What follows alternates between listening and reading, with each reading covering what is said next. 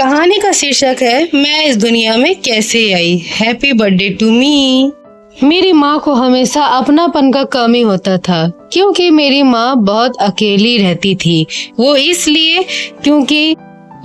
क्योंकि मेरी मम्मी को दीदी और पापा उनकी सोच से मैच करते हुए नहीं मिलते थे, इसलिए उन्हें बहुत ज्यादा ही अकेलापन होता था। इसलिए मम्मी चाही कि घर में कोई आना चाहिए जो मेरा बच्चा और मेरा फ्रेंड दोनों का रोल निभाए।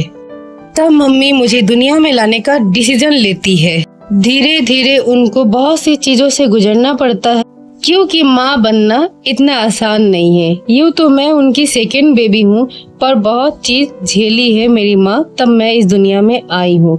मैं उनका आदर करती हूँ, मैं उनका कदर करती हूँ। बहुत सी भगवान से मेरी माँ ने मिन्नतें की थी, पर उन्हें इतनी जल्दी खुशखबरी नहीं मिल रही थी।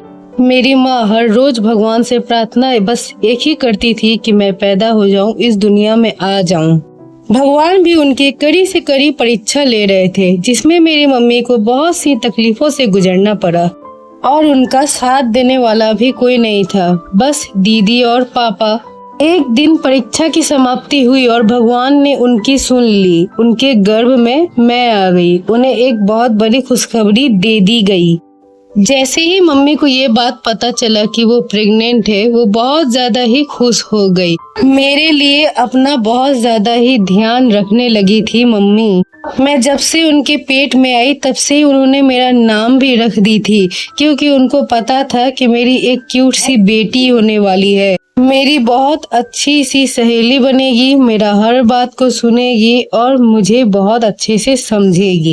धीरे धीरे मम्मी अपने आप को पूजा पाठ में व्यस्त कर लेती है, क्योंकि उनको पता है कि भगवान बच्चे पर अगर अपना कृपा बरसाते हैं तो बच्चा बिल्कुल स्वस्थ और तंदुरुस्त होगा। किस्मत भी उसका बुरा नहीं होगा अगर भगवान ने साथ दिया तो। क्योंकि मम्मी अपने माँ बाप के घर बहुत कुछ झेली है, इसलिए चाहती है कि मुझे और दीदी को भरपूर प्यार मिले।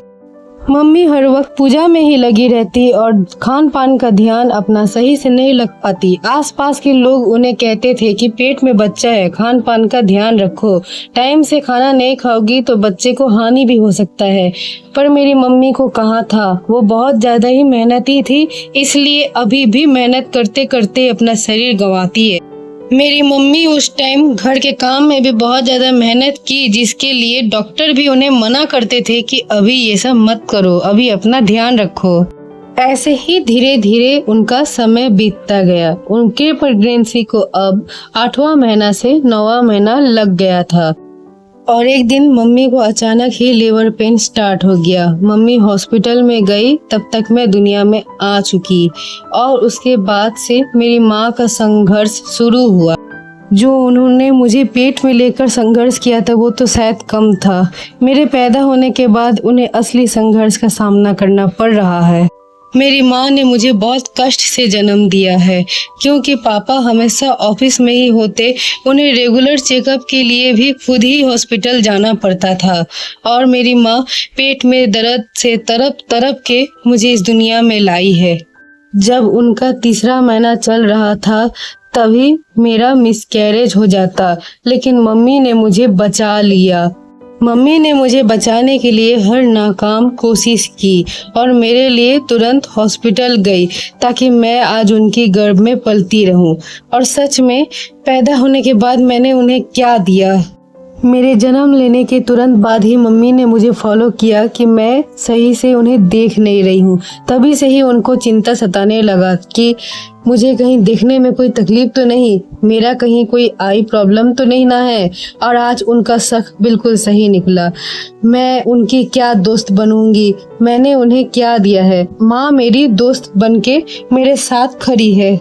उनका बहुत बहुत मैं शुक्रगुजार हूँ जो उन्होंने अपने गर्भ में मुझे पनाह दी, अपने दिल में मुझे जगह दी, अपने घर में मुझे रहने दिया और मुझे अपना बेटी माना। I love you mom.